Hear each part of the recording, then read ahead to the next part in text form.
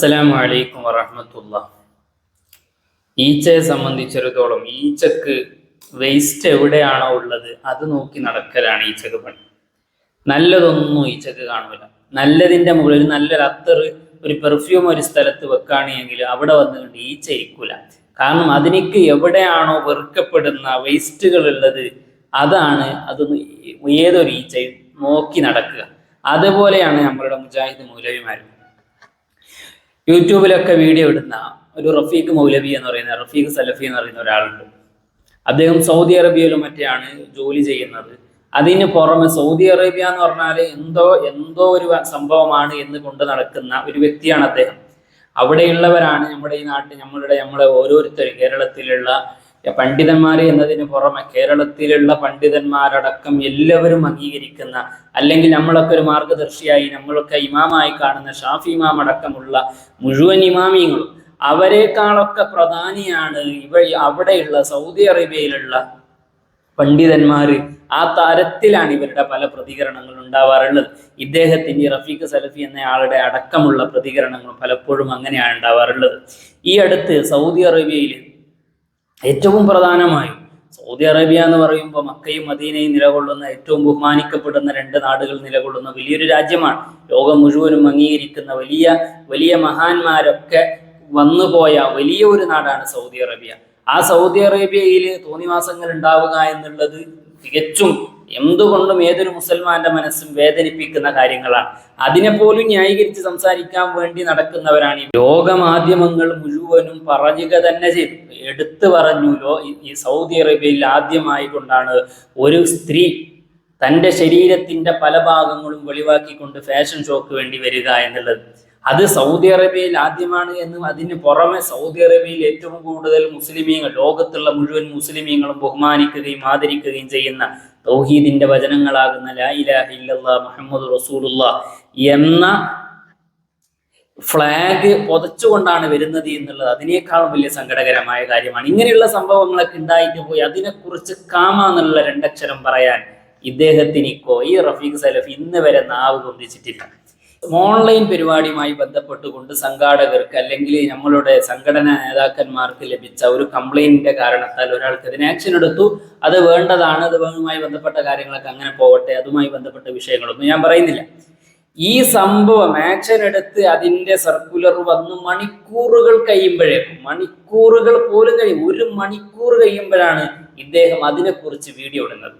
ഈ നമ്മളുടെ റഫീഖ് സലഫി എവിടെ നടക്കുന്ന അദ്ദേഹത്തിന്റെ സംഘടനയിലോ അല്ലെങ്കിൽ അദ്ദേഹം സംഭവമായി കാണുന്ന പല സ്ഥലങ്ങളിലും, അല്ലെങ്കിൽ അദ്ദേഹം സംഭവമായി കാണുന്ന അദ്ദേഹം വലിയൊരു രാജ്യമായി കാണുന്ന സൗദി അറേബ്യയിൽ നടന്ന പല സംഭവങ്ങളും അതിനെക്കുറിച്ചൊന്നും കാമാനമിണ്ടാത്ത അദ്ദേഹത്തിന്റെ തന്നെ സംഘടനയിൽ, അദ്ദേഹത്തിന്റെ തന്നെ മുജാഹിദ് മതത്തിൽ പല വിഷയങ്ങളിലും അങ്ങോട്ടും ഇങ്ങോട്ടും തൗഹീദിന്റെ വിഷയങ്ങളിൽ തന്നെ വലിയ വലിയ പ്രശ്നങ്ങൾ നടന്നിട്ട് പോലും കാമാന്ന് സംസാരിക്കാത്ത അദ്ദേഹം വേറെ ഒരു സംഘടനയിലുള്ള സംഘടനാ പ്രശ്നങ്ങൾ അല്ലെങ്കിൽ ചെറിയ ചെറിയ വിഷയങ്ങൾ ഒരു പ്രവർത്തകർക്കെതിരെ ആക്ഷൻ എടുക്കുക എന്നുള്ളതൊക്കെ സ്വാഭാവികമായ കാര്യങ്ങളാണ്. അങ്ങനെയുള്ള വിഷയങ്ങൾ പോലും അങ്ങ് 1 മണിക്കൂർ കഴിയുമ്പോഴേക്കും അതിനെക്കുറിച്ച് അദ്ദേഹം വീഡിയോ ഇറക്കുകയാണ്. അതാണ് ഞാൻ പറഞ്ഞത്, ഈച്ചയെ സംബന്ധിച്ചിടത്തോളം ഈച്ചക്ക് എവിടെയാണോ വെറുക്കപ്പെടുന്ന കാര്യങ്ങളുള്ളത് അതിനോട് വലിയ താല്പര്യമാണ്. മറ്റവന്റെ കാര്യത്തിൽ വലിയ താല്പര്യമാണ്. സ്വന്തം എന്തായാലും പ്രശ്നമില്ല, മറ്റവനിക്ക് ഒന്നും സംഭവിക്കരുത് എന്നുള്ള നല്ല ഒരു ചിന്താഗതിക്കാരനാണ് നമ്മൾ റഫീഖ് സലഫി. അദ്ദേഹം പറയുന്ന ചില വിഷയങ്ങൾ കേട്ട് നോക്കി. ഇതിനെ വിമർശിക്കുന്നവർ അതല്ലെങ്കിൽ സലഫികൾ, അവർക്ക് സ്വലാത്തിനോട് വിരോധമാണ്. അതുപോലെ തന്നെ ഈ അലർനിലാവുകാരന്റെ കുറെ ഫാൻസുകളുണ്ട്, കുറെ സ്ത്രീകളൊക്കെ ഉണ്ട്. അവർ ഈ രൂപത്തിൽ ഇതിനെ വിമർശിച്ചുകൊണ്ട് തെളിവുകൾ നിരത്തിക്കൊണ്ട് ഇത് അനിസ്ലാമികമാണ്, മതവിരുദ്ധമാണ് എന്ന് പറഞ്ഞാൽ ആ വീഡിയോക്ക് താഴെ ഈ ഫാൻസ് ഒന്നിച്ചു വന്ന് കമന്റ് ഇടും. എന്തായാലും അവർ കമന്റ് ഇട്ടത്, ഞങ്ങളുടെ ഉസ്താദിനെ നിങ്ങൾ എന്ത് പറഞ്ഞിട്ടും കാര്യമില്ല, ഞങ്ങൾ ഇതിന്റെ പിറകിൽ തന്നെ ഉണ്ടാകും, ഞങ്ങൾ ചിന്തിക്കാൻ തയ്യാറല്ല, നിങ്ങൾക്ക് അസൂയയാണ് ഉസ്താദിനോട്, കൂടുതൽ ആളുകൾ കൂടുന്നതിൽ നിങ്ങൾക്ക് എന്തൊക്കെയോ അസൂയ ഉള്ളത് കൊണ്ടാണ് നിങ്ങൾ ഇതിനെ വിമർശിക്കുന്നത്, നിങ്ങൾ സ്വലാത്ത് വിരോധികളാണ് എന്നൊക്കെ പറഞ്ഞുകൊണ്ട്. തീർച്ചയായും മറ്റുള്ള ഒരു വിഷയവുമല്ല ഞാൻ പറഞ്ഞത്. അതിൽ പറഞ്ഞ അവസാനത്തെ വിഷയം നിങ്ങൾ സ്വലാത്ത് വിരോധികൾ തന്നെയാണ്. നിങ്ങൾ ഇപ്പോൾ എതിർക്കുന്ന ഒരു വ്യക്തിക്കുണ്ടാകുന്ന തെറ്റോ കുറ്റങ്ങളോ അതിനെ ചൂണ്ടിക്കാണുന്ന വിഷയങ്ങളൊന്നും അല്ല ഇവിടെ ഉണ്ടായത്. നേരെ മറിച്ച് നിങ്ങൾ എന്താ ചെയ്യുന്നത്? സ്വലാത്ത് മജ്ലിസുകളെ എതിർക്കുന്നു എന്തിനാണ് സ്വലാത്ത് മജ്ലിസുകളെ എതിർക്കുന്നത്? സ്വലാത്ത് മജ്ലിസിന്റെ പേരിൽ എന്തെങ്കിലും തോന്നിവാസങ്ങൾ എവിടെയെങ്കിലും നടക്കുന്നുണ്ട് എങ്കിൽ തീർച്ചയായും അത് എതിർക്കപ്പെടേണ്ടത് തന്നെയാണ്. അതിലൊരു സംശയവുമില്ല. അത് ആര് ചെയ്യുന്നതാണെങ്കിലും ഏത് സംഘടനയുടെ പേരിലാണെങ്കിലും എത്ര വലിയ നേതാക്കന്മാർ ചെയ്യുന്നതാണെങ്കിലും സ്വാഭാവികമെന്നോണം എതിർക്കും. അതിൽ ഒരു സംശയവുമില്ല. എന്നാൽ മുജാഹിദീങ്ങൾ എന്താണ് ഇത്രയും കാലം ചെയ്തത്? എന്താണ് അവർ ചെയ്തുകൊണ്ടിരുന്നത്? സ്വലാത്ത് മജ്ലിസുകളെയാണ് എതിർത്തത്. സ്വലാത്ത് മജ്ലിസുകൾ പാടില്ല എന്നാണ് പറഞ്ഞത്.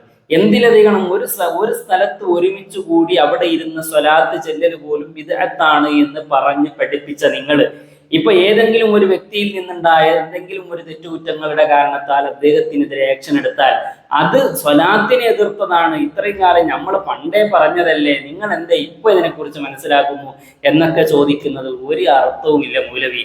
അത് ആണ്, ഇത് ആണ്. നിങ്ങൾ സ്വലാത്ത് മജ്ലിസുകളെ, സ്വലാത്തിനെ പോലും കളിയാക്കുന്ന ഒരുപാട് വീഡിയോകൾ നമുക്ക് യൂട്യൂബിലൂടെയും അല്ലാതെയും ഒരുപാട് പേര് എല്ലാവരും കേട്ടതാണ്. അതുകൊണ്ട് നിങ്ങൾ ഇപ്പൊ വന്നുകൊണ്ട് ഈ നല്ല ചമയുന്ന ഈ പരിപാടി നിങ്ങൾക്ക് അവസാനിപ്പിക്കലാണ് നല്ലത്. ഇവരുടെ നേതാക്കന്മാരെ തന്നെ സ്വലാത്തിനെ കളിയാക്കുന്ന, സ്വലാത്ത് മജ്ലിസുകളെ പറഞ്ഞ് അവസാനം സ്വലാത്തിനെ പോലും കളിയാക്കുന്ന ഒരു വീഡിയോ ഉണ്ട്, കേട്ടോ നോക്കി. ഇങ്ങനെ കാര്യങ്ങള് ഞാനിങ്ങനെ പ്രസംഗിച്ച് കൊയങ്ങുമ്പോ എന്താണ് നിങ്ങൾ സലാത്ത് അല്ലാത്ത ചെല്ലാത്തത് വരെ ചെല്ലാത്തതിന് ഫൈന് വിളിച്ചുകൊണ്ട് 10 സലാത്ത് സല്ലല്ലാ എന്നുകൊണ്ട് ഞാൻ ഓണാക്കിയിട്ട് ഇവിടെ കുത്തും. ഞാൻ എന്ത് ചെയ്യാ, ചായയും ദശമൂലായിട്ടും ഒക്കെ കുടിക്കുക. നിങ്ങൾ ഇങ്ങനെ